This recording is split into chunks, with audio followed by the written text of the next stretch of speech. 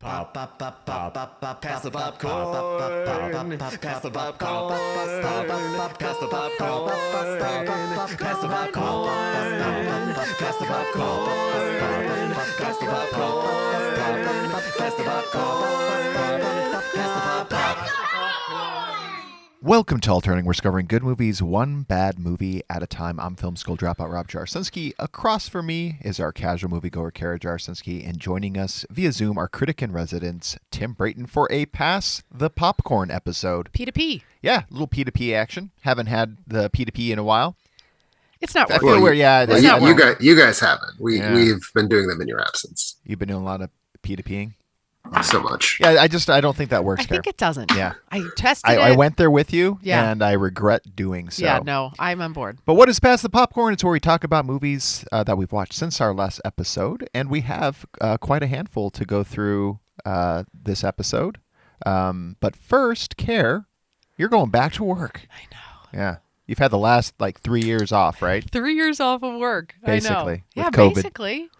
I had all of these. Tim, I have to go You back. had a job transition. Is that during Did. COVID? Yeah. Did you transit? Yeah, you transitioned a job. Yeah. Yeah, that's I right. remember this. Yeah. Yes, like a year And, ago. and nobody's met you. No, Wow. I'm worried. So, thankfully, the unemployment situation is good. Okay. I think that'll be good. So when they do meet you, And they next week, immediately they're hate me. There's Yeah, that's what I'm it'll be- afraid yeah. of. Thank all you. of the charming kind of oh, that's silly. Yeah. Kind of Carrie-isms gonna be in person. washed is right off. Yeah, it's not going to work. You know. Wow, we're coming in hot here. I thought this was going to be a self-esteem boosting episode, and I can see now that you're really just trying to realize. Eventually, my we'll have fears. one of Yeah. those. That'll come around eventually. Yeah.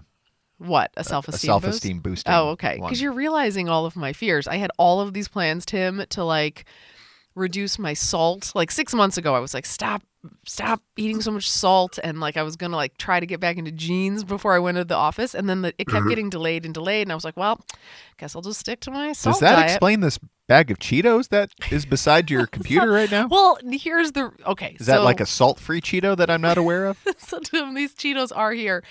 I am eating them. Here's what happens in my diet routines. So I start out 6 months ago. I set a deadline. I'm like, okay, I'm cutting out the salt, cutting out the carbs. I'm going to reduce the amount of wine that I drink. I have all these plans because I was going to get into jeans before I got into the office. That was my whole goal. And then as I start to approach the deadline, then I'm like, well, just love me as I am. And I start eating all the salt that I can find and all the carbs that I can gather, and I throw it all to the wind. And that's the stage that I'm at. So I am eating Cheetos on this episode. That's even better than just eating Cheetos in general, because now we're going to get to hear a bunch of schmarking and chomping and lip smacking. It's going to be great. Here's I the know. thing: they have no baseline. True. They have no baseline. They don't know what you really look like. So Right. they don't know that you've let yourself go over the last 3 years. Oh, It's Rob. Carrie, you and I try to stay healthy, right? I try to exercise most days. I eat a lot of egg whites and kale until about 4 p.m. And then I'm just chips and dip until bedtime.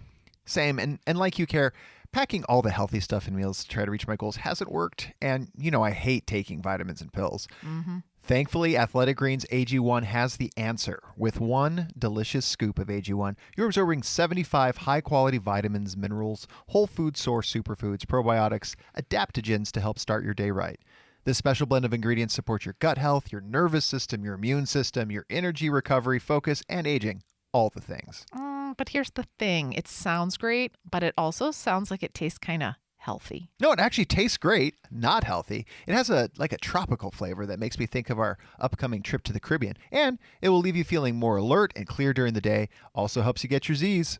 I can use all those things, but Rob, you also know I'm a little bit cheap. So how much would something like this set us back? Care, it's cheap enough even for you. Whoa! AG1 is less than $3 a day, so you're investing in your health instead of that cold brew habit. Okay, all right. Sign me up. Right now, it's time to reclaim your health and arm your immune system with convenient daily nutrition. It's just one scoop in a cup of water every day. That's it. No need for a million different pills and supplements to look out for your health. To make it easy, Athletic Greens is going to give you a free 1-year supply of immune-supporting vitamin D and 5 travel packs with your first purchase. All you have to do is go to athleticgreens.com/emerging. That's EMERGING. Again, that is athleticgreens.com/emerging to take ownership of your health and pick up the ultimate daily nutritional insurance. Thanks. Although, so I would say that is super mean, but I know you don't believe that because I It's true. know that Very attracted to you're you. very attracted to me. But I will say it is true though, because today in a last minute panic, I'm like, what am I going to wear to the office tomorrow? So I went in and stupidly just went to go like take some of my old skirts that I used to wear to the office, and I was only able to functionally get one leg into the skirt. Oh my. And then I was like, okay, back up, just take this off. What were you thinking? And I think I'm going to rock sort of like maybe some leggings. Yeah. I think like exercise pants that look like leggings and kind of see if they pass off. You for did pants, a yeah. try on. You got some new skirts, Yeah. and I thought you looked wonderful. It was a nice like white blouse, but very businessy, and Yeah. then like a nice pencil skirt. Well, yeah. Is that what Yeah. they're called? I think it's actually What's a supposed pencil to, skirt? it's meant to be a flare skirt, but it looks like Got it. pencil skirt right now. You know what? But again, I am who I am. You know, that's where I'm at right now. So I will touch base. I will come back to you guys and let you know how disaster it is, because you do know I'm going to make it super weird. I'm so excited for that. Like there's no chance I'm going You're to going to walk in. overly, you tend to overcompensate Yeah. for these types of situations, but you're going to have a lot of energy, I think, coming back from it, which I think you've been seeking out. I hope so. I could use some positive energy. Yeah, I've got a team of like lots of people that I've never met in person. So Your entire team. I will let you know if they like me or not on the next episode for sure. Well, good. Are you? And- go ahead, Tim. And I will say for the record, having gotten back into like in-person work a lot earlier than I think a lot of people did during the pandemic, I find it to be so psychologically good and nourishing to be around humans and to like actually have to leave your house to do work. I think it will be a good shift for you. And I think you will be very happy, even if you look like a giant ping pong ball rolling down the hallways of your office. Thank you, Tim. Thank you. And I agree. And coming from you too, as a person who hates people, I think knowing that it nourishes your soul can only mean good things for me, because I need to thrive around other people. So I'll report back next time, let you know how it goes. You know what you could do with your team care in support of the box office is take them all out to the movies, because the box office needs bodies to help. show up. Not just bodies. Yeah. Like that time, Oh, like that was good, Rob. exponentially That was good. more bodies. One of the things we'll be covering a little bit later in the episode after the break is kind of what's going on with the box office. I have some thoughts. I have some cures, maybe. Maybe Tim and Carrie can chime in with some thoughts too, but it's not looking great right now. You're going to out solve there. the box office problem. Well, I have thoughts as to why it's happening and why I think it's not may not be, it's not a good thing. What's going on there I have more thoughts to come. But first, we'll be covering some of the movies we've watched. Care, what have you been watching since the last episode? You tell me. I mean, I know I've been watching a couple Patreon movies that I'm excited to talk about. That is all the movies We you've went to the watched. theater too. Oh gosh, we did, but we can't talk about that movie But yet. what movie did we see? We saw Bullet Train, Bullet Train. one of my top 5 most anticipated films. And I can see that. I can see why you would have felt that way. That's for sure. So we did see Bullet Train, and then we also saw Come and See, thanks to Julian DeBerry. It's a 1985 Soviet anti-war psychological drama, as I love, as we all know. So we saw that, and then Anne Urel, who's my 12th cousin 4 times removed, had us watch the Intouchables. Oh my gosh, you got it right. I know. I can't believe it. Tim, Technically, it's a French movie called Les Intouchables, which is the French word for The Untouchables, but they weren't going to retitle it The Untouchables because that's already a movie in English. So they made up a word that doesn't exist. Are you sure it's not called pita? Because I heard them say that many times in the film. Isn't that the F word? I think so. It is the F I word. think that's like a French slang term. It's an acronym or something. It's the Oh, F I was word. trying to say the F word in French. Perhaps I didn't succeed. I know many No. of you are from overseas or living in France, so you can correct me on my pronunciation. I can tell you it's not. It's the only word I know other than like So it is baguette. it is the F word. No, it's not. Oh. I mean, they were saying that word a lot, but it's foutoir. Oh my gosh. Yeah, Okay. it's I'll basically just have to go with you on that. les incompetents. Whoa. Now Yeah. that you just know from a movie. Yeah, why do I know that? That's from Home Alone. Oh, it is. Yeah. That's lazy and incompetent. Yes. Yes. You're what the French, Kevin, Oh. you're what the French call les incompetents. I'm so embarrassed Yeah. Right That's now, the extent of your that French. you know that it was from Home Alone. that is true. That is true. But it's a good one. So yes, those are the two that I'm going to bring today. I think I'll dive deep into. We'll go into both, but I'll probably go with the Untouchables. I think that's an easier All right, one. then for I'll me. take Come and See. I've got one more to bring to the table. I got to go see an early screening of Ty West's film prequel, Pearl, I guess. Prequel. That's a prequel. Yeah, it's a prequel. Prequel / companion piece. Companion piece, because they filmed. It's like there's so many interesting things about the making of this that I'll chat about. I won't be spoiling it because I'm only allowed to start talking about it as this episode releases. But I won't. I'll just share more, just my thoughts, general thoughts about Pearl. But I got to see that with contributor Catherine Clark, and we got to go see that when I was in Chicago recently. So excited to share a little bit more about that. But Tim, what have you been watching? I've been watching a whole bunch of Chaplin films. This has been the case for the past few episodes. I did catch up with a Patreon request from MC. I finally saw Saving Christmas, the 2014 Kirk Cameron propaganda film. And I also haven't had a chance to get to theaters yet. It's been the first week of semester, so I've sort of been balancing all of that. But I was able to catch up with the streaming film. I believe it's on Paramount Plus, Orphan First Kill. Nice. Yeah, I'll be chatting briefly about both of those. Nice. I'm really interested if Kirk is pro or against Saving Christmas based on it being a propaganda film. It's tough to say based on the film itself. All right, Carrie, well, let's start with yours, The Untouchables. The Untouchables. Holy moly. Les Intouchables. Les Intouchables. Foutoir. That's all I'm going to do. I won't swear at you again. Sorry for the French listeners. This movie is something that I started watching and was like, oh, okay, I'm liking this. I'm liking this movie. So then right out of the gate, I knew this was and you guys correct me if I'm wrong, this is the original movie that then was remade with Kevin Hart and the guy from Breaking Bad. Yeah, Bryan Cranston. And Nicole Kidman. Oh my gosh, it is Nicole Kidman in there. Yeah, That's right. I won't hear any of this Nicole Kidman erasure. I did not know she was in Gosh, that. you know what? You could have told me she was not in there, and I wouldn't. I just don't remember her in there at all. That's shameful. Ugh. It is, but here's my feeling on this movie. So knowing that it was remade, my thinking going in was, okay, this is going to be like the really good one, the really like critically loved one, and then they took the time to remake it. That was kind of like what I went into. Is that not the case? I don't know. Well, Oh. I do know. I think. Isn't that always the case? I don't know. So some background on Les Intouchables. When it came out, it was the highest grossing French film ever made. Still might be the highest grossing French film ever made. And I think when it came out, it was the highest grossing film ever made not in the English language. Wow. It made like $400 million outside of the United States and then made like another $500,000 inside the United States because subtitled movies never make money in this country. And that's why they remade it.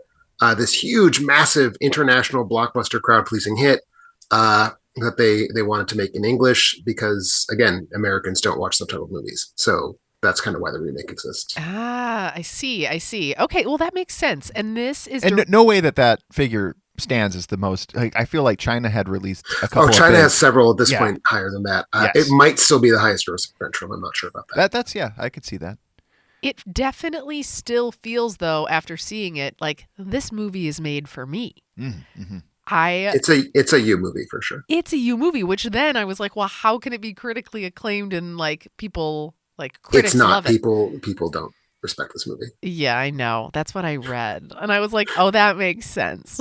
So- People don't respect the original. The critics I don't. Critics don't guess like this one, huh? not. Oh, No, it Oh. was lambasted by French critics. Yes. wow. So the feeling that I sort of read about it was it gets sort of a mostly positive reviews because who really is going to diss on a movie about a relationship between a man who is quadriplegic and his caregiver, like a sweet story about that. Like who's going to be like, boo. Oh, you mean like the Oh, Sam Claflin film? Yeah, That- Me that- Before You, one of my favorite also- movies of all time. Yeah. Who's going to boo on that, you know? But they did. I did. There's a negative on our site, actually. Yeah. Wait, how many stars did you give it? I think I gave it 2.5. That seems about right. Maybe a half star higher than I would have even guessed. But I think what they didn't like is that they sort of handled what I've read like a prickly topic that can be challenging to sort of represent with like too lightly. Like they call it with kid gloves in quotes. And I'm there for that. I Boy, want the if kids' gloves. if they felt that way about the Untouchables, then critics really hated Right. the upside. That is accurate. Yes. Yeah. Because that is kind of a very safe film. And this and is safe. very This different. is pretty safe Well, too. no, I think the lead character, depending on the character Kevin Hart plays, is a lot. I don't know. Is a lot. Is just more neutral Okay. and crowd pleasing. I Okay. would say less like the French character is very more authentic and real than the Kevin Hart character, Okay. which All I right. think comes as no surprise to anyone. I did love the characters in this though. So this has two people so that I've seen this guy before. His name is Francois Cluzet. Right? Right. Tim? Cluzet. Oh damn. Cluzet. Cluzet, Francois you say. Cluzet. And Omar Sy as this little Sy with C, right? Omar Sy. Omar Sy. And they are just the sweetest friends. And so it's the story we've sort of heard before. It's this wealthy man who needs to have assistance to sort of help him navigate some of his day and what he has to do. And he doesn't really want anybody to come in and help him. So then it's the unlikely friend that comes in. They come together. Even though one's a little bit more rough around the edges and one comes from all of this wealth, they then come together, develop this like really, really sweet relationship where they navigate the world together. They do all these fun things. They try new restaurants and they have all these adventures and they go parasailing and they do all of these like fun things together. And it's one of those stories again that's wrapped up with like they're both getting something out of this very sweet relationship in the end. And then I won't tell you how it ends because I do want everybody to see it that takes my recommendations, not Tim's. But it rounds out in a sweet way too because there's a little bit of a romantic element. It's not a forefront of the story. Romantic element of sort of pushing Francois to... His name in the actual movie is not Francois. It's Philippe. Yeah. And pushing him really out of his comfort zone in sort of a little love story thing. And just the whole thing is just like a snuggle. It's just a friend snuggle. And I finished it and I loved it. And I wanted to watch like every minute of it. And like when the kids were talking, I was really snippy with them. And I was like, I'm watching a movie. Like, leave me alone. Like, I just wanted to like lock myself away and spend time Tim, with these two. Would it be fair to say that you would guess that Carrie... There's a strong chance that Carrie may even like the upside more. I think you might. Really? I think there's Have you not seen the upside, Carrie? I have not. No. I think you might like the upside more. I don't Honestly. know that I love Kevin Hart. I don't know if I do. It's one of Kevin's best performances. Is it? I think that's a true statement.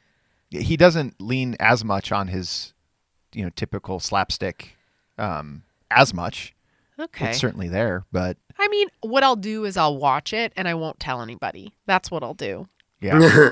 Because I have I get why like this again is like not like revered by every single person, but I laughed and I thought it was super sweet. And I love when a person who's like a grumpy, like, I don't want to deal with anybody, like comes out of their shell story. I'm a sucker for that for sure. Because you like Bryan Cranston. I forgot do. Nicole Kidman's in there. But you know who I like most? Francois Yeah. Cluzet. I thought he was like a B team, not Dennis Hopper, B team What's Dennis Dennis Hoffman. Or wait, no. Dustin Hoffman. Dustin Hoffman. Oh my Dustin gosh. Hoffman. I have a bit of a cold, so I'm not feeling great. So that's where I'm a little fuzzy. Perfect for travel. Purple. I'm so excited to go into the office and be like, I'm a little Yeah. stuffy and congested. Let's get on a plane and get in closed spaces. I have a bit of a sore throat, fatigue, Wait. and Time out. Where's your job? I have to go to DC now. Oh wow, like weekly? I don't know. I hope not. We haven't That confirmed. would suck. If I make it weird enough, hopefully it'll be monthly. So that's kind of part of my plan too. But I just assumed this was down in Chicago. no, I've got to really. Oh, that sucks. Here's I'm the other Sorry. interesting thing is, I mean, Dustin while- Hoffman though, does while- he not look and remind you of Dustin Hoffman, Francois? not really, no. Oh, He's come on. he's an older white man. All right. Well, I liked him. I was all in for The it. upside made a good amount of money, so they weren't wrong that Americans, would like Right. Suckers. this. Yes. Whatever happened to, like, right around this time, there were a number of, like, one of your favorite movies, Tony Erdman. Yeah, that was going to get a U.S. remake, right? I heard Jack Nicholson attached or something like that at one point. Yeah, I'm not sure what happened to the Tony Erdman remake. I think it's just that there was a sort of understanding that it was not going to meet with any kind of critical acceptance because critics were so lined up behind the original, and that maybe the material wasn't really strong enough to hit American audiences just because it was in English now. I'm not sure about that remake, to be honest.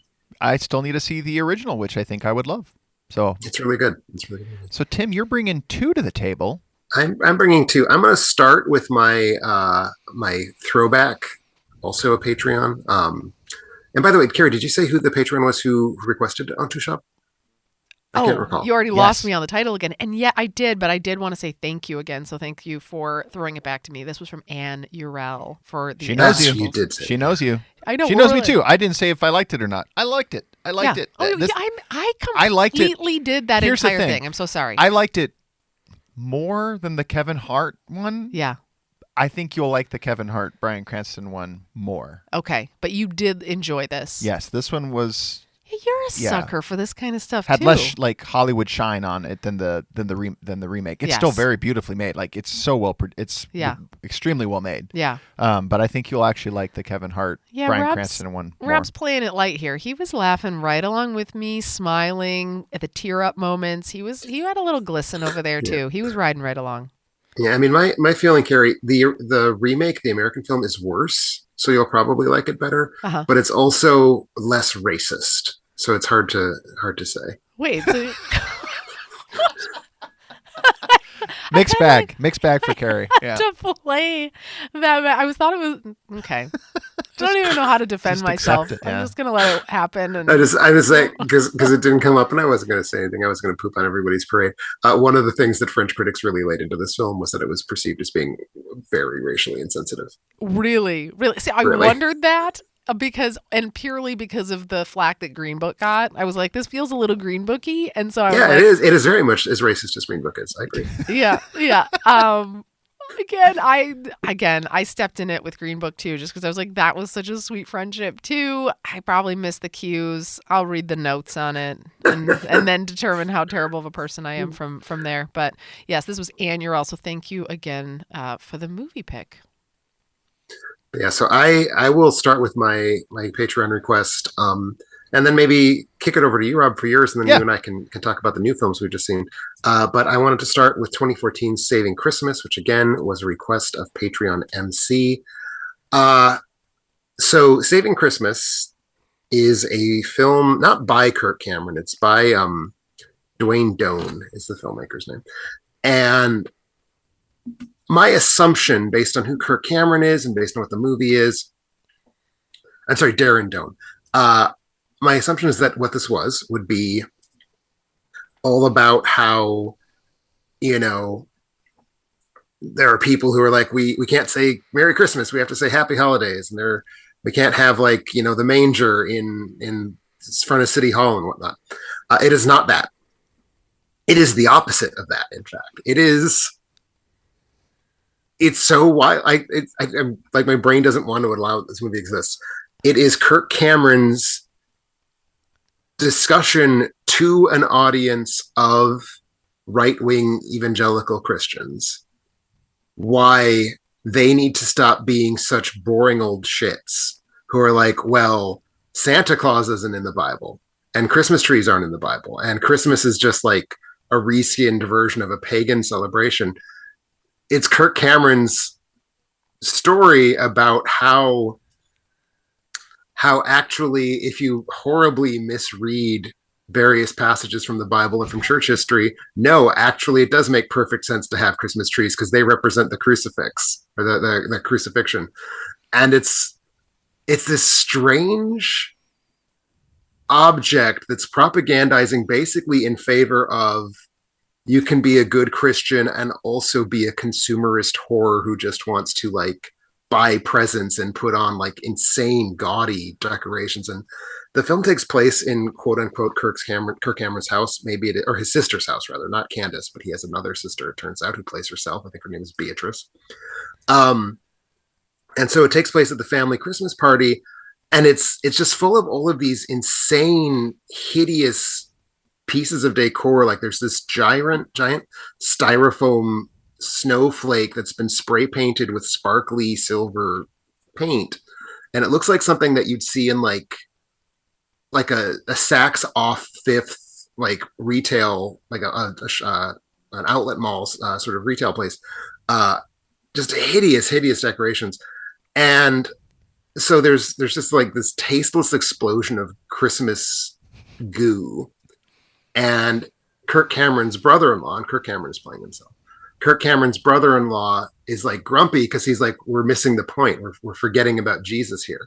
And basically Kirk sits him down in a car and locks him in a car and spends like 40 minutes out of this 80-minute long movie pedantically explaining, no, actually, here's why. Like nutcrackers represent Herod's soldiers. And that's why we need to have the nutcrackers around to remind us of that. It's like, are you fucked in the brain? Like, what is wrong with you? Where is this coming from? So that's half the movie. And then it's a sort of Christmas Carol-esque tale. So after the brother-in-law, who's played by the director, Darren Doan, after he realizes that Kirk is right, and it is in fact okay to celebrate Christmas by engaging in all of these tawdry materialist trappings, decides the best way to showcase his newfound love of the holiday is to stage a dubstep group sing-along to Angels We Have Heard on High, using all the children at the party. And it's so surreal, and it's so incredibly bad. Like it makes no sense. It makes no sense. It is ugly. It is weirdly assembled. It has made me feel outraged on behalf of hard right evangelical Christians. It's like, no, you're right. Like there is no, Jesus is the reason for the season. Santa Claus is an abomination. And I'm like so turned off by Kirk Cameron's weird, like pro-consumerist reading of the Bible that I'm just like stunned on behalf of people who actually take all of that as like literally true. So it's really just a horrifying mishmash, which clearly MC picked for me because he loves you. Unlike you two, who sometimes get movies that people want you to see because they think you like them, much as Untouchables, pretty much everyone who picks movies for me to watch wants me to suffer because that's my brand, I guess. And I suffered, how I suffered, MC. Longest 79 minutes of my life, man. In the Christmas spirit of positivity and consumerism, is there anything like good that you could take away from this, like production value or anything? I see it was made for $500,000, which is pretty impressive. Oh, that's cheap. That's very inexpensive. It's impressive that the movie got made for that amount of money without setting anything on fire. I guess it made $3 million at the box office. So forget rentals and everything that I'm big, sure. Yeah, big return on investment. Yeah, impressively done. I'm gonna work with Kirk Cameron next time. He seems like he knows what he's doing. Yeah. Is he in real life? Is he religious? Very religious. So, Carrie, does the name not? You know who Kirk Cameron is? Yes. He was. I know him from Growing Pains. Growing Pains, exactly. And I also know him. I think he's the brother of the gal from Full House. That's right. Yes, that's Candace. Yes. And has Candace gone like on the record as far as where she stands with? Because that's got to be awkward. She is religious, but Yeah. I think she does not go quite as far with it as Kirk does. But Okay. what's his lean? Are you familiar with the Left Behind series of books? No. The Left Behind series of books are unreadable, but they're about how the rapture happens and all the real Christians get sucked up into heaven. Yeah. And those of us who are left behind, which is most of us, because most people are wicked sinners, have to either mend our ways and get right with God, or form the army of Satan, basically. Okay. There is this insane, horrible 14 long series of books, of which I've only read the first 3 and plan to read no more. They're just so badly written. It's not even like they're fun bad. It's like it takes like 100 pages for people to like order plane tickets. But it's so bad. This is what he follows. This thinking. He produced and starred in the 3 film adaptations of Left Behind. That also performed. He doesn't just follow, he threw his weight behind it. Yeah. Okay. And did really well at the box office with it, sadly. So there's an audience for this. I'm not even sure the Left Behinds got released in the box office, but they did well on video. They did well. Well, yeah, I saw some gaudy numbers there. The Left Behinds turned a profit. So no, Kirk Cameron is not just like someone who is religious. He's like Looney Tunes, Fruit Loops, crazy person religious. All right. Like he's a like, we need to rebuild the temple in Jerusalem so God can kill the Jews level religious. Oh, so it's that extreme. He's that kind of religious. Okay. I sometimes have like weird little fantasies about like going toe to toe with somebody like him on religion, but like in a fun way where like I could ask questions and it would be like just to see how horrified they would be by my question. So if like as an example, like we'll talk about Pontius Pilate, like, and we'll be like, you know, when Jesus was killed by that flight, you know, like talk about Pontius Pilate and just look in horror as they see the mistakes that I make. I would love to do that. Here is what I've learned from Saving Christmas, and it's the sort of moral assumptions it makes. I could not debate Kirk Cameron because he and I do not have the same vocabulary for describing the world. Yes. Like it exists so far outside of my comprehension. I don't even know how to like parse it. It'd be so fun though. I'm going to throw it out there, but I digress. That movie sounds really bad. So it is really bad. So thank you, MC. I am planning on showing it to at least 2 people this holiday season. It's part of your Christmas run. Yes. I will be trying to force my boyfriend to watch it, and I will be trying to force another not boyfriend friend to watch it. Well, on the very opposite end of the quality spectrum, I'm happy to report back that we got not 1 but 2 movies that I think sat well with us as far as quality goes, and that's thanks to Julian DeBerry. Come and See. Did you just say this movie sat well with us? I was going to say, if Carrie didn't respond well to Grave of the Fireflies, this movie must have made her want to like drink bleach. Oh, but like so well, like it's incredible. Oh, it's a masterpiece. It is a 5 out of 5 masterpiece. I have no idea how they made this. This was like being on some sort of drug that I've never, but this was the closest I've ever felt to being on drugs, like harder drugs. It's which harder drugs? I don't know, like full strength. I don't know, something like maybe Tylenol? It's like being in the gutter after a heroin binge or something. It doesn't feel hallucinatory to me. It just feels horribly unpleasant. I don't know. Maybe in it, I was just coming it out. I'm like, what is happening? Just like moment after moment was just grueling. So yeah, I'll let you talk it's about grueling in the way that like I like though in film, but like I just can't separate. It just feels so hyper realistic in watching it. It's like I don't know. 1917, except like it felt like a document. It feels like a documentary style almost to it. I don't know Terrence Malick's work very much. It felt very like it had some Terrence Malickness to it. Tim, am I in the ballpark? I don't know. No. I would maybe need to rewatch it and sort of see if I see that within it. I don't recall that, but it's been a few years. It feels like the Blair Witch Project meets a Soviet war film. Like it's like you're cruising along with these kids in like the middle of a war, and all these just horrifying things just keep happening to them. It feels to me kind of like if the opening sequence of Saving Private Ryan was the entire film. Yes. And also it was not directed by someone with Steven Spielberg's instinct toward crowd pleasing. Yes. It's a tough watch, but it's like it's brutal. just it's beautifully made. Like it's impossibly made. I don't think a film like this could be made, mainly because I understand that the or directed by Ellen Klimov, but then starring a young young in the film and young in real life, Alexei Kravchenko, and that poor child, what they were put through. I'm not sure how he has PTSD from this movie. I'd like to follow up with Yeah. Alexei and see what Alexei's up to, and if they've recovered yet from this. I mean, to be fair, if you're a teenager in the Soviet Union in 1985, your adult life probably sucked so hard that, like, could you blame it on the movie, or could you just blame it on the fact that the Soviet Union collapsed and went even worse in the 10 years following its collapse? You know? Yeah. How come, Tim, I have never heard of this film? Is that just me? And like, I consider myself not a film critic. You know, we talk about how you're the human IMDb 250. Yeah.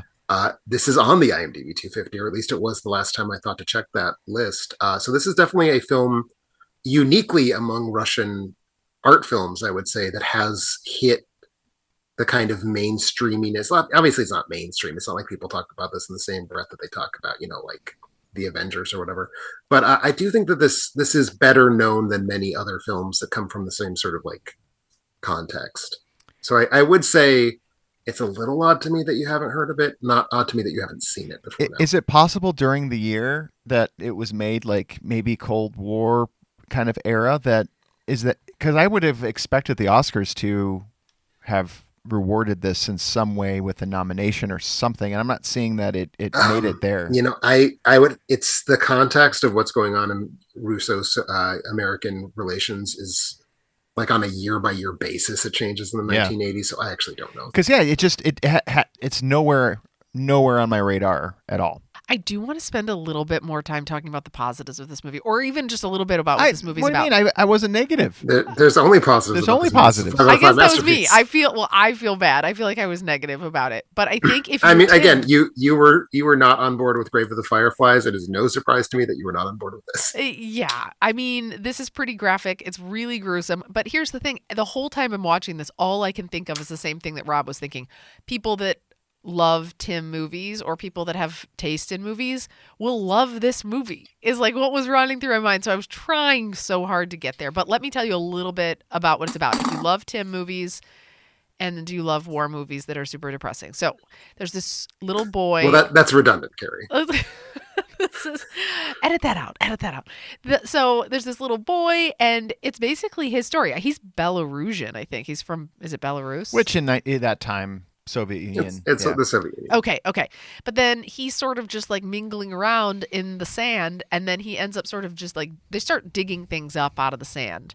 And as they do, they end up pulling out like a large gun. Like, this is a kid. He looks like he's like 8. I don't even know. 8 to 10. And what? Oh, no, I was going to say, like, I think this 1943, so like we're right in the heart of the war. And yep. So the war it's a war-torn area, and yeah, like they're digging in the sand where I'm sure many soldiers have passed to like reclaim bullets and weapons and stuff. Yes. And I don't know where their parents are at this point. I mean, probably dead. They might be dead. Do you think that's where, our people were wondering about our kids too? Like, where are their parents right now as they sit down here recording a podcast? They're eating some snacks. I sprinkled some Cheetos on the ground upstairs. They're fine up there. They're fine.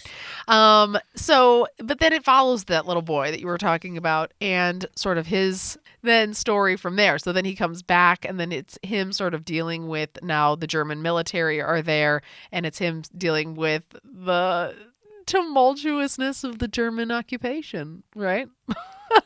It's so hard to describe as he comes back and like threatens his family. He's dealing with like the possible loss of his mother and his 2 sisters, and like they're being threatened by all of these people. Oh, the sisters were really that sweet. was sad. Yeah. Maybe it's sad. I don't know. But then it's like, because his life falls apart there, he just keeps moving. So then I feel like the story just moves with him, and it's his experiences. Then he like meets people along the way. That never works out well. And then he meets the next person. That doesn't work out well. And then it's just grueling. Like, burn victim to the left, someone drowned to the right. I agree with you, Carrie. I think that a film about life on the Eastern Front of World War II in 1943 should have been a lot peppier and had more like fun and frolicking. Right?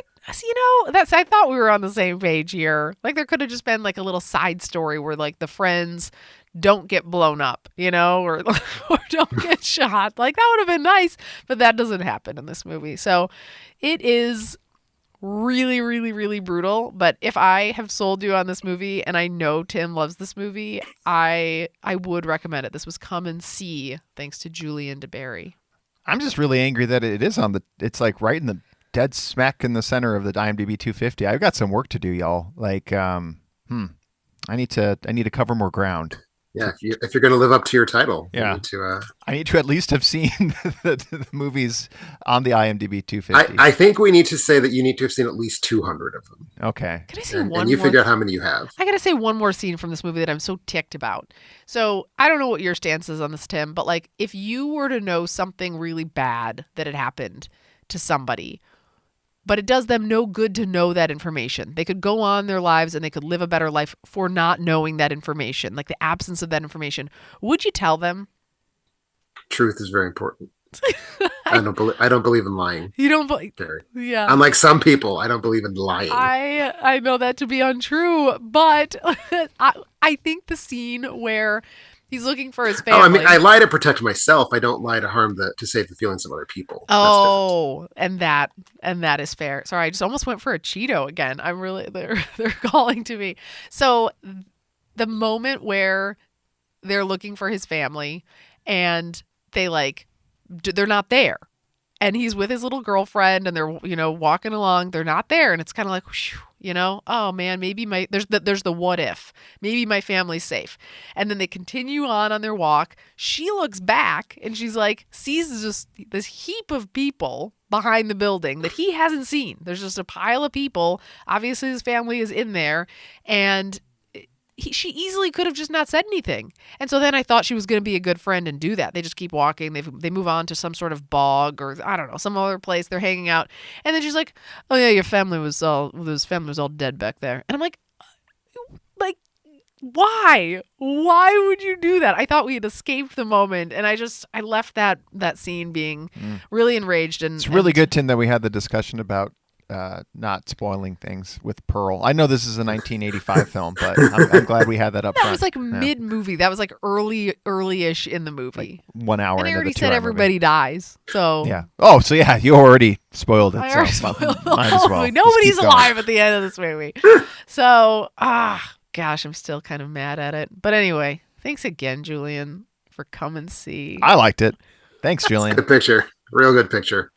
So yes, I'm going to talk a little bit about Orphan First Kill, which has been out for a little while. It was day and date, VOD, Paramount Plus, and theatrical, and of course Paramount Plus, everybody's sixth favorite streaming service. So this is a prequel to the 2009 film Orphan, which you can't really talk about Orphan First Kill without spoiling Orphan, so I'm going to go ahead and do that. So apologies to those of you who have not seen the 2009 film. But the 2009 film is about a family that adopts what they believe to be a darling little 12-year-old orphan girl who turns out to be a 33-year-old serial-killing dwarf from Estonia. So Orphan First Kill is the story about how the serial killer came to the United States, first posed as this innocent little American girl named Esther. And that's kind of what there is to it. It's gimmicky in a way, in that in the 2009 film, this character Esther, who is originally called Lina, is her Estonian name, was played by so the character is 9 years old, I believe. The actress was 12 years old, Isabel Fuhrman. And Isabel Fuhrman has now come back. So the gimmick in the first film was you have this 12-year-old actress playing a 33-year-old who doesn't age because she has some sort of rare but actually existing disease. You now have a 23-year-old, or whatever she is, 25-year-old, playing a 33-year-old who looks like a 9-year-old. So they've used all sorts of in-camera tricks and makeup and body double and whatnot to disguise the fact that Isabel Fuhrman is, a fully grown woman at this point. So it's kind of the hook of the movie, is like, it's kind of like a reverse of the first one in terms of how it's trying to trick you with age.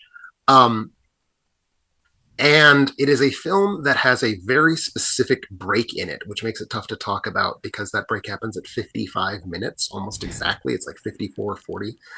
And the first 54 minutes kind of suck because they're basically just doing Orphan over again, but this time we know the twist, so there's just kind of nothing there other than to watch this insane Estonian like stalk and threaten a family. And then the twist happens and it becomes a whole lot more interesting. But I can't talk about that because that's after the twist.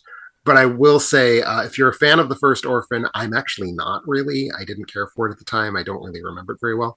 But I know it's sort of lived on as a horror classic. If you're a fan of the first Orphan, I think it's clearly a film you need to check out. It hits all the same notes, hits a few of them a little bit better, and then goes into some wild and wacky new direction that I really, really was a fan of. If you are more generally just interested in like horror movies about like people who aren't who they say they are sneaking into households and trying to threaten a family from within, it's okay. I think it suffers a little bit from the acting pre the twist kind of being necessarily flat. And Julia Stiles is sort of the next main character after Isabel Fuhrman, and she is basically playing two entirely different characters in this film, and the second one is much better.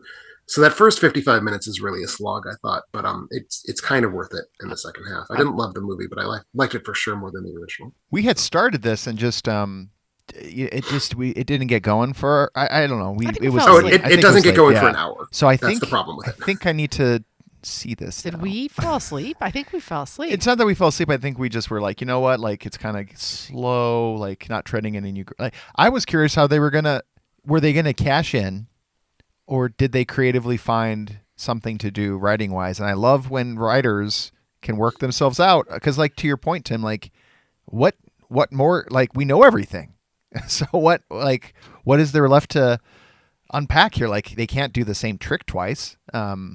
So yeah, I'm just kind of. Now you kind of want to watch. I just kind of want to know what they do.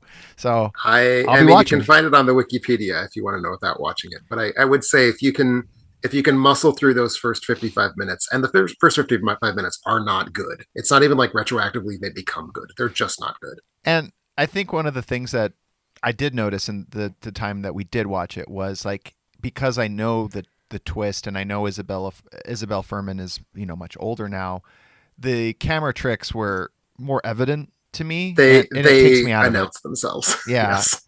Like the body double stuff is like when they go to to someone else, like it's it's hard not to be aware of there are a lot of shots where she's not facing the camera where it feels like she should be facing the camera. Exactly. Well, I'm still interested because I think it's still one of the best twists in horror for sure. I did not see it coming. They sold it well because they obviously had a young child playing the actor in the first film, but or playing the character. Speaking of prequels, I saw Pearl early. What is that a prequel to? It's a prequel to X, which you also fell asleep to. X, yes. Like X-Men? No, X. Like X-rated. Yes, as if like you took Bang Bus in the 70s and like let's get to it. Let's film a Bang porno. Bus the porn. It's basically if Texas Chainsaw Massacre took place on the set of a porn film. Yes. Oh, well, that's X. That's X. Okay. And this is, the character, the family, in this Texas Chainsaw, really the titular character Pearl, who is at the center of this film. It's how she came to be kind of a psycho, essentially. I'm kind of intrigued by this. I think you would think the movie is okay. I think Tim, you'll like it. Although I don't know where your mileage is at with Ty West, because Ty West Ty West, I can take or leave. I loved X.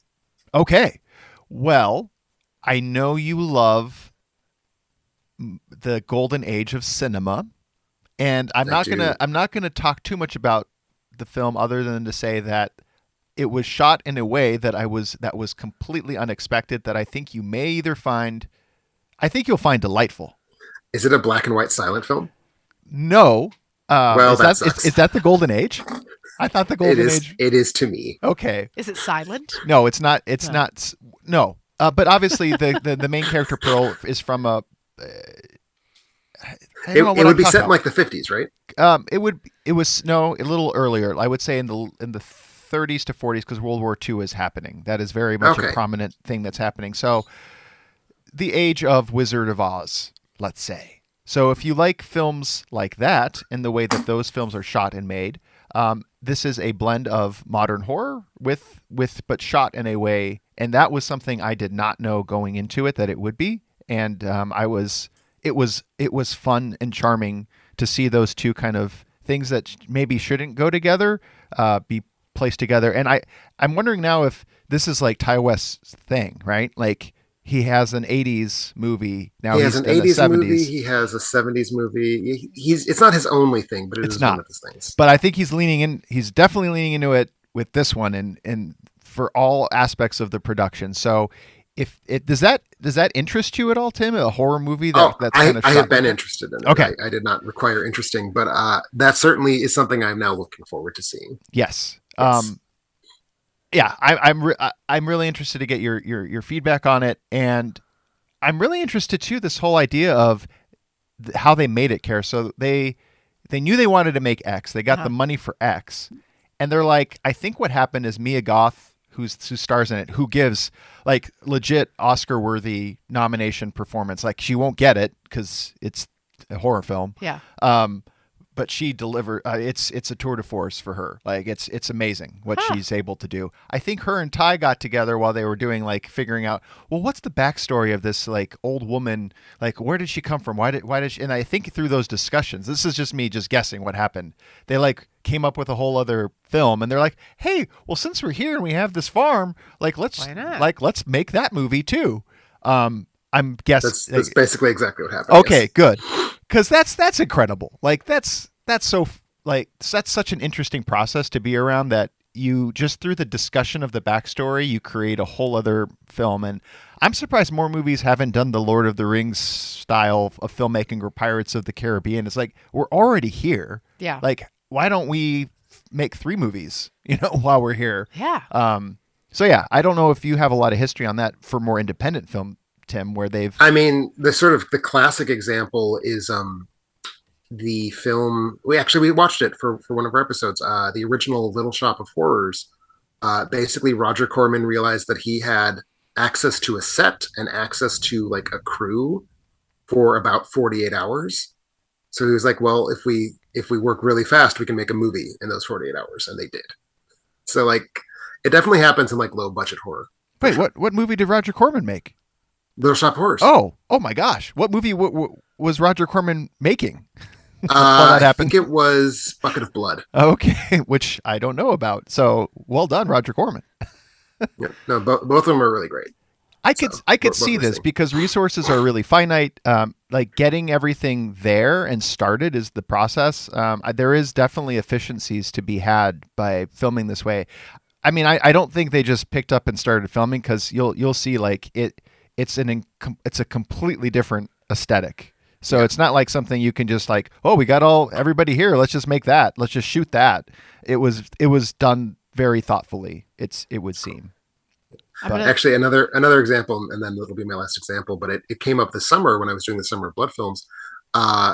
Hellraisers, God, what would that be? That would be Hellraisers 7 and 8, I think, were shot back to back, as well as like 4 other movies, all produced by I think it was Full Moon.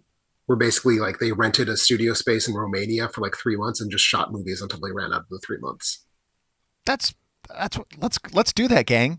That sounds like so much fun. But let's make sure we make better films than Hellraisers 7 and 8 if we do that. Fair point. Question for all of you, and I wonder who will get it right. What would you guess is the percentage of people in this room who have explored the Bang Bus videos? The 100% in this room. You think? Oh yeah, you've watched them. I mean, I thought it was going to be 33%. Then I was going to be like, it's me. But you're saying you've also watched the Bang Bus videos? I think everybody's watched Bang Bus. Really? Oh yeah, it's classic. Tim, have you seen the Bang Bus? At least a few episodes. I mean, who can recall? I'm sure at some point I saw a Bang Bus video.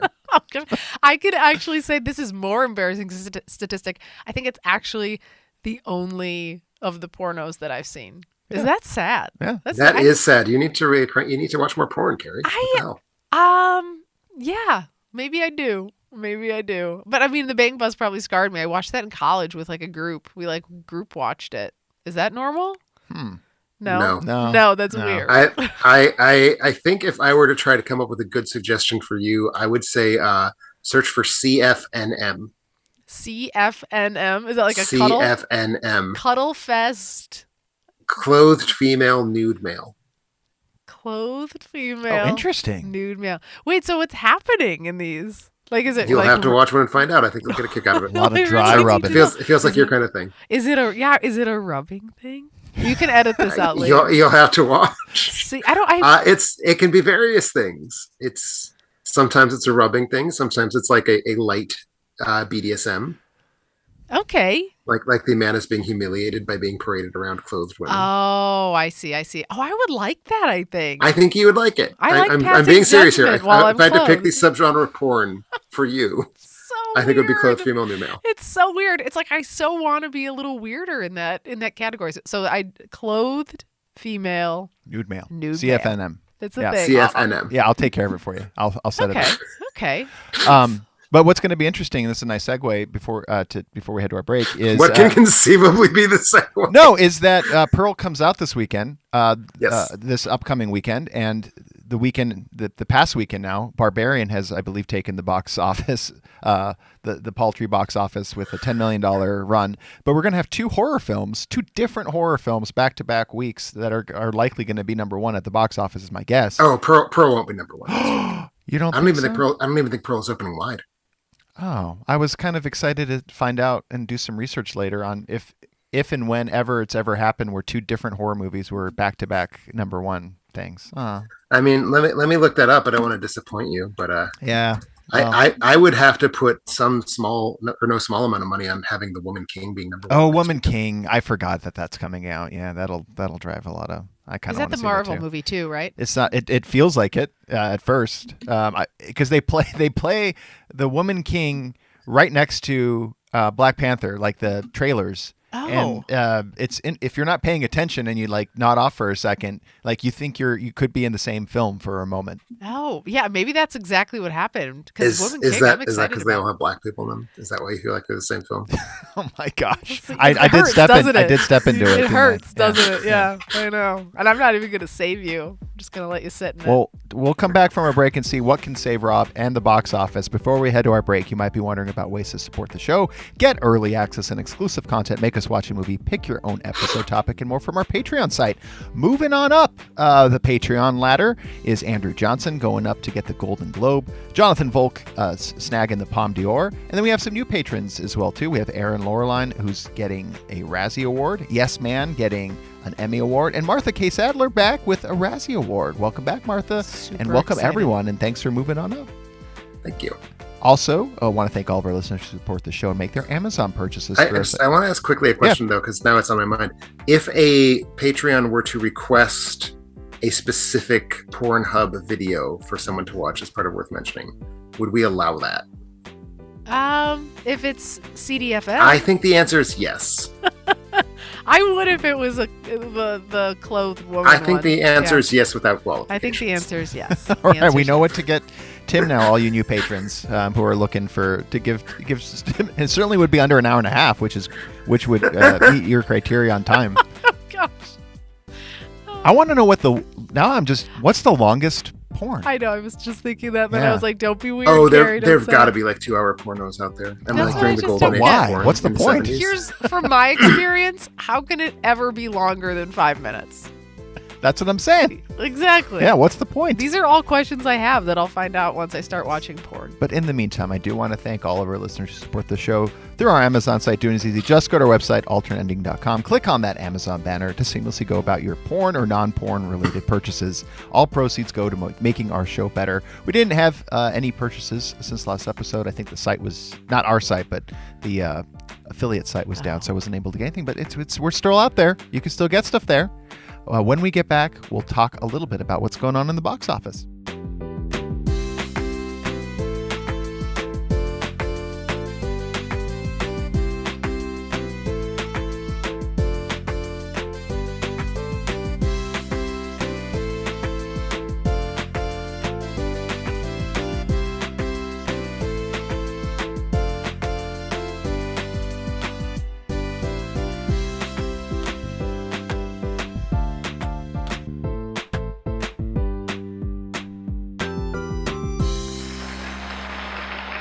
And welcome back to Alternating. We're talking a little bit about what's going on, really since, gosh, what was the last big box office movie? Thor: Love and Thunder?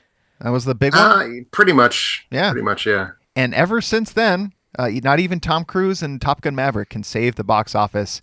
It's been suffering, y'all. I'm a little worried. The reason I want to bring this up is just as someone who enjoys the theatrical going experience, I had a little bit of excitement into all of the streaming issues that Netflix was having, and like feeling like people, the streaming companies were needing to double back and realize they need to get back in theaters. And I was like, okay, here we go.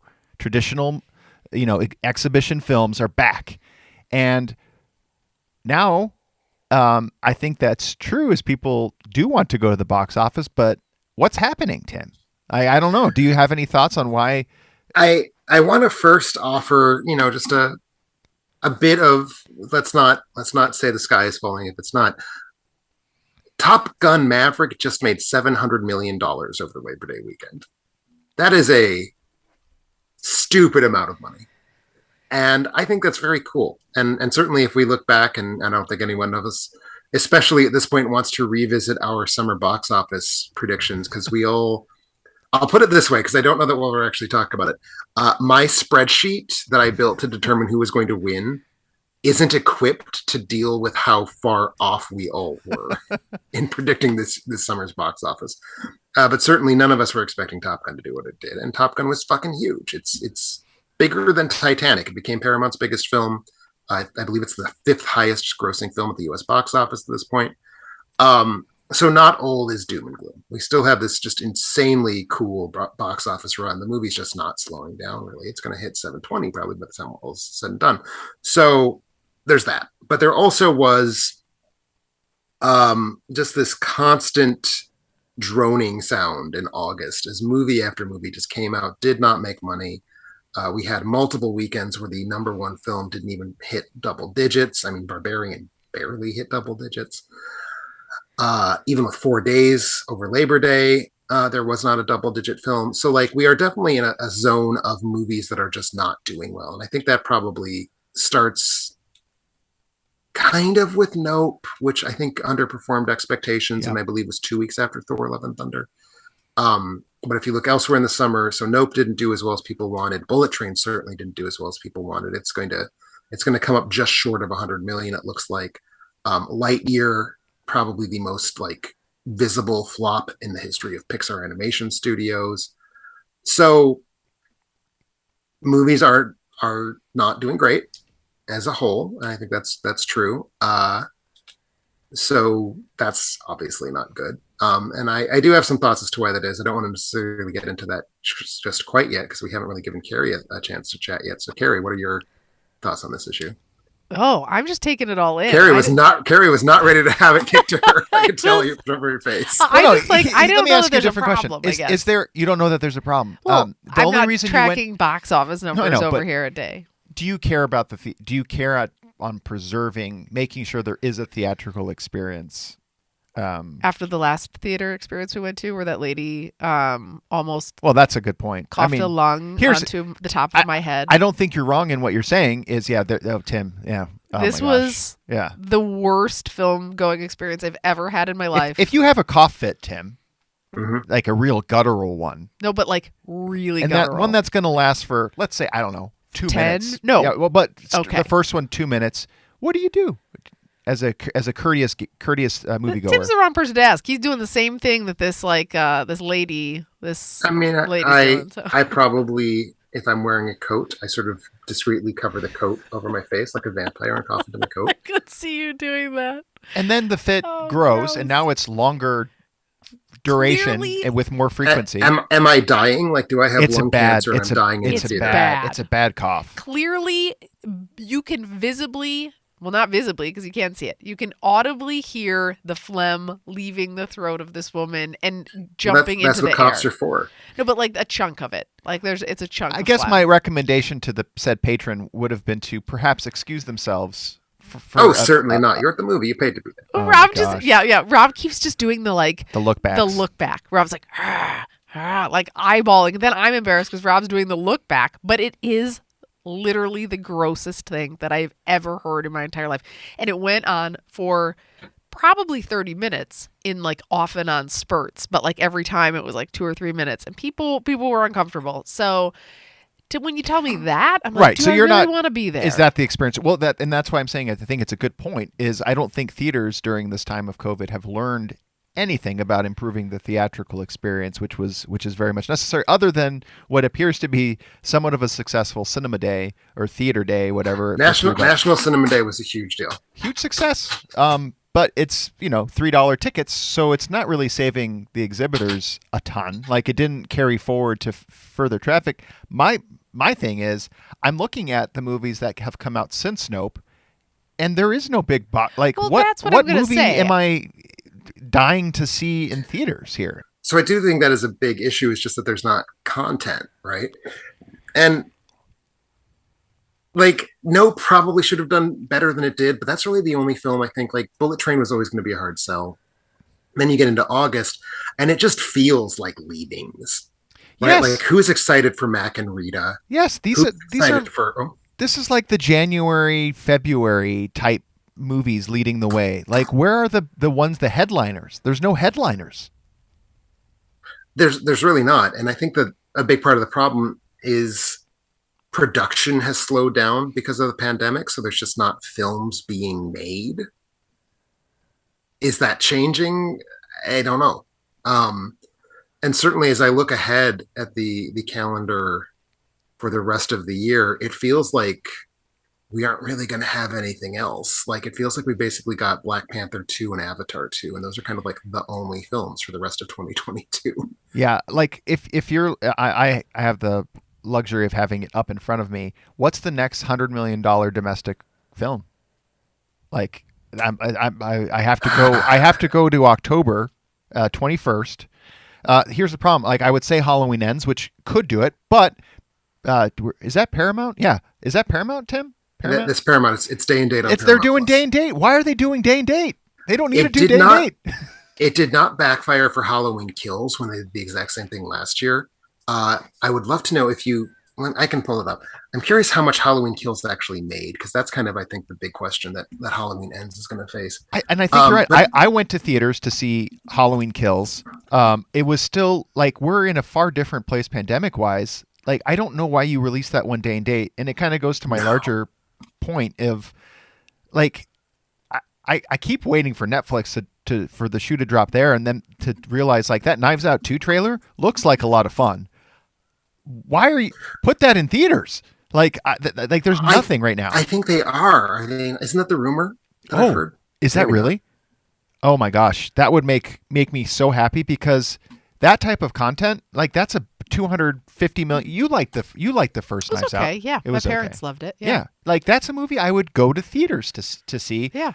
Other than, like, kind of like our Bullet Train theater, though, was packed. To your point, I don't think it's the absence of people wanting to go to the theaters. I think it's the absence of people having the content that they want to see. There aren't. Yeah, there's no headliners, as I say. Like, everything that's being released in theaters, like, these are theatrical films, like a Pearl or Barbarian or Don't Worry, Darling. Like, I kind of want to see Don't Worry, Darling now, just because. I mean, Don't Worry, Darling is going to be worth seeing because it's been such a catastrophe. Yes. The last couple of weeks. But these aren't like for late September or late August, early September, and then going into September. Like, this is where, like, I don't know, you typically get a couple $100 million, like, bigger headliners. Here's and they're my just other not here. question. When do we start to see the ramp up for Oscars? Like, when do we start to see the ones that are Oscar bait coming out?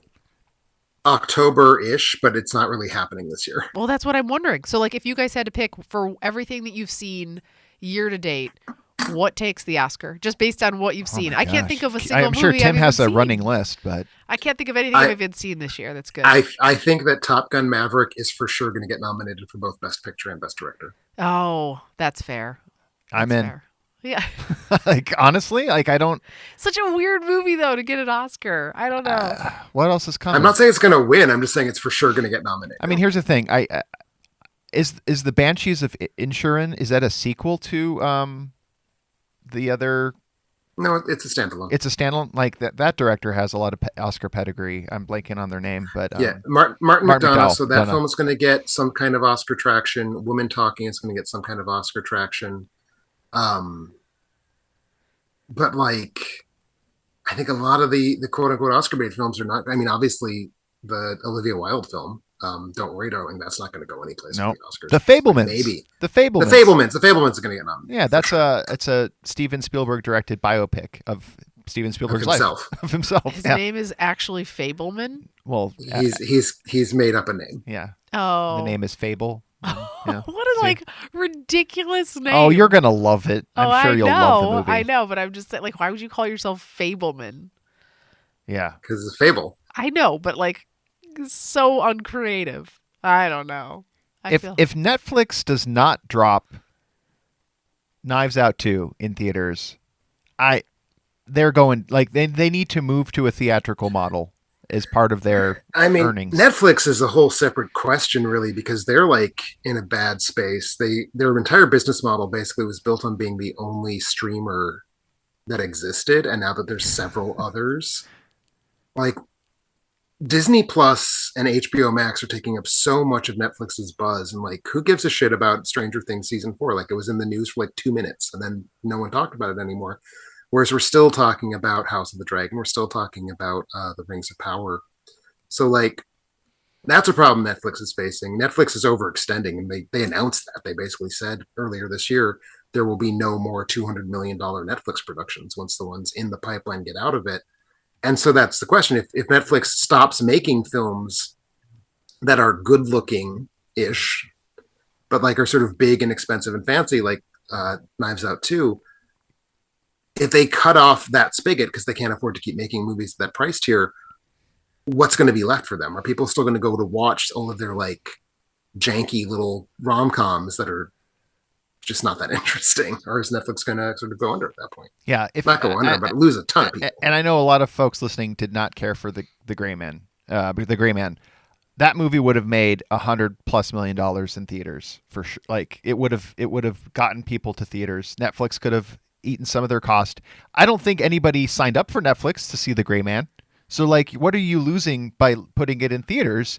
And then the people who don't want to go to theaters, who are Netflix subscribers, get The Gray Man, a couple, like 30 days later. They're not going to care either. Like, so it boggles my mind. I'd hate to see this. I don't know how long, like, I don't know what they have in their coffers, like AMC. I know Regal recently did they go bankrupt, or they're restructuring Chapter 11? They're restructuring. Yeah. They're restructuring. Their holding company is not based in the United States, so it's a different set of like bankruptcy rules that I don't quite follow. Okay. I'm scared to lose theaters. Like we're not a tiny town here in Madison, but we only have a handful of theaters. We have 5 theaters basically, one of which is going away. Wait, which one's going away? I don't want to get too much into the weeds for people who don't live in Madison, but the AMC Hilldale. Oh no. It's sad. It's sad. It's my sad. favorite of the theaters. Well, it used to be one of my favorites before AMC kind of took it over. AMC bought it and turned it into a fucking shack that shows badly projected version of Marvel films. But I will say, I think National Cinema Day gave me a lot of comfort because people do want the experience. They do want to go see a movie. I saw Jaws on National Cinema Day. Packed house for Jaws, 47-year-old movie. And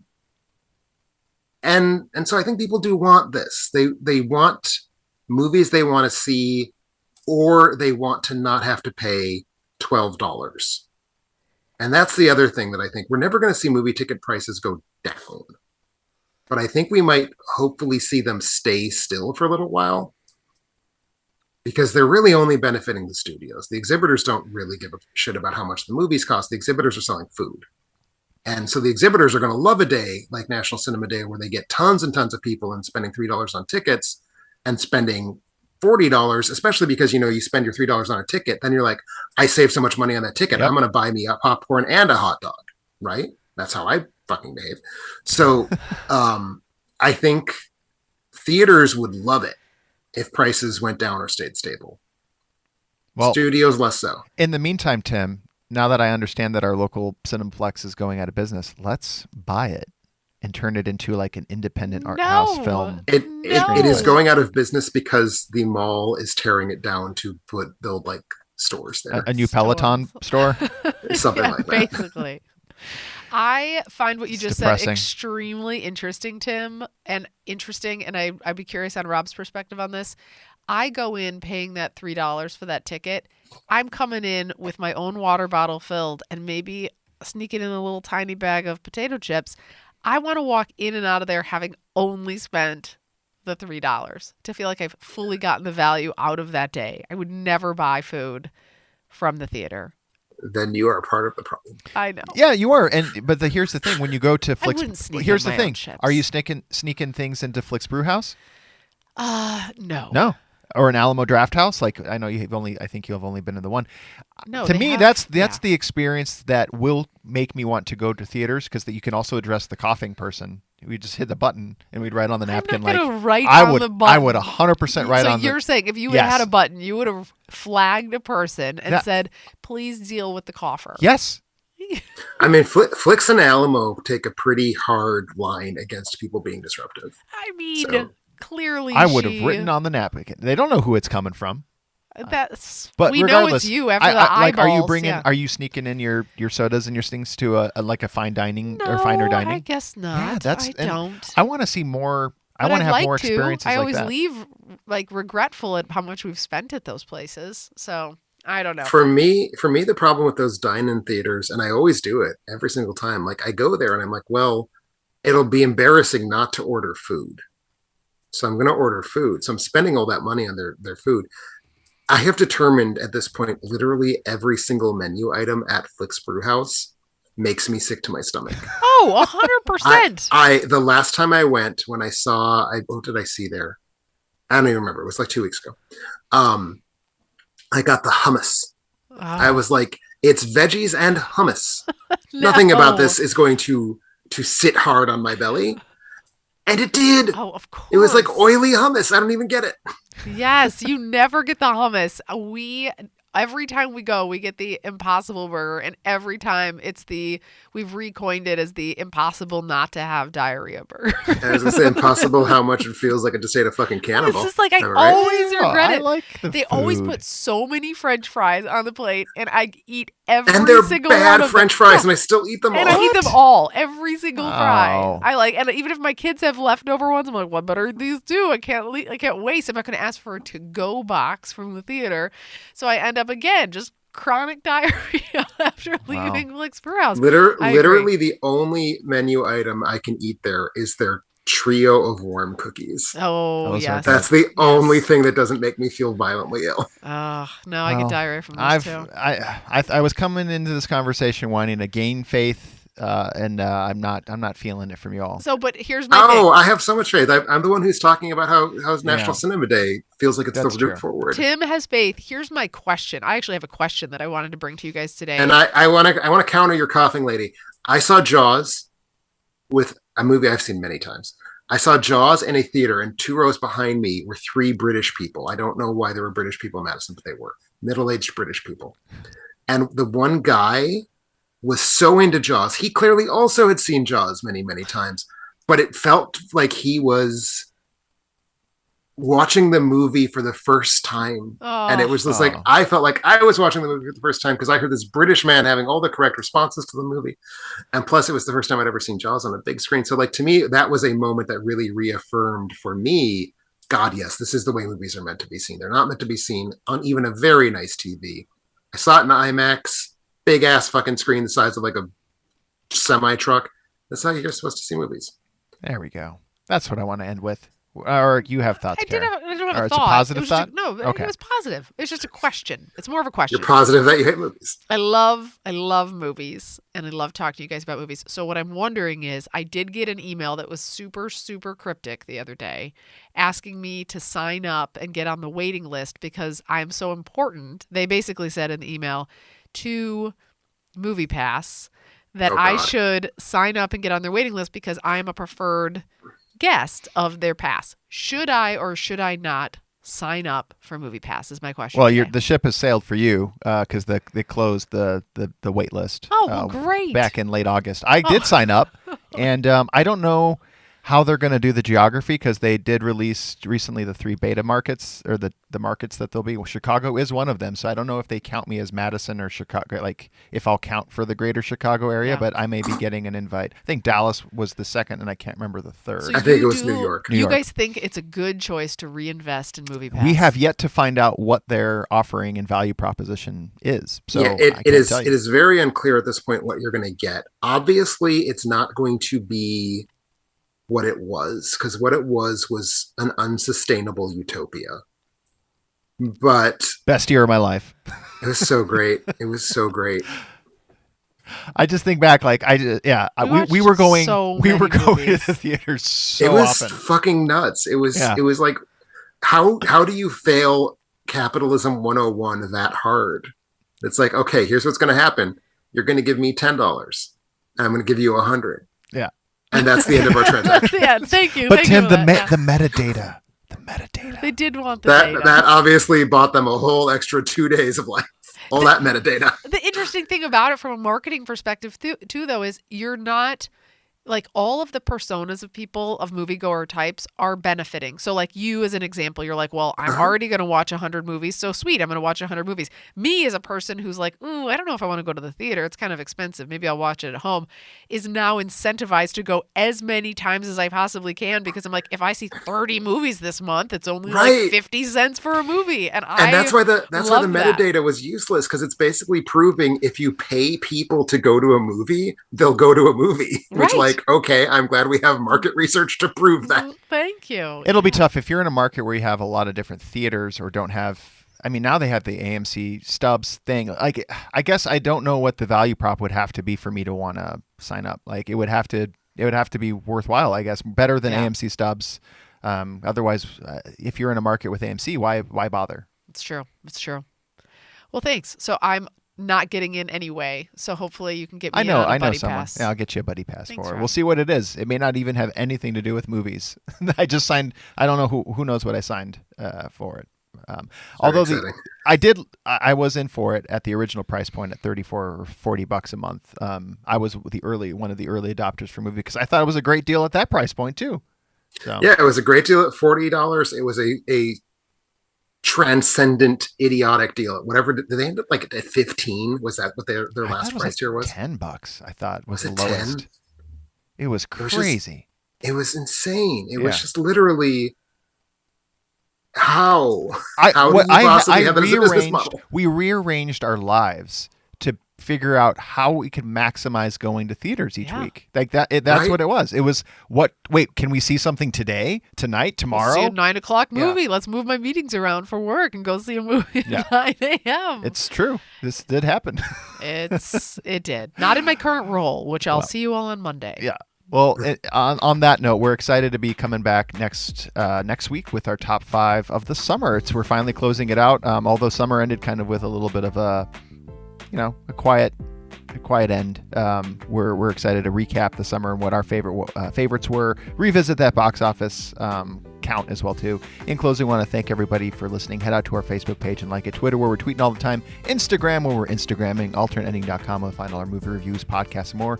YouTube and Facebook for all of our videos. Subscribe to our podcast on iTunes or Google, and don't forget about Patreon. We will catch you next week as we bring back summer.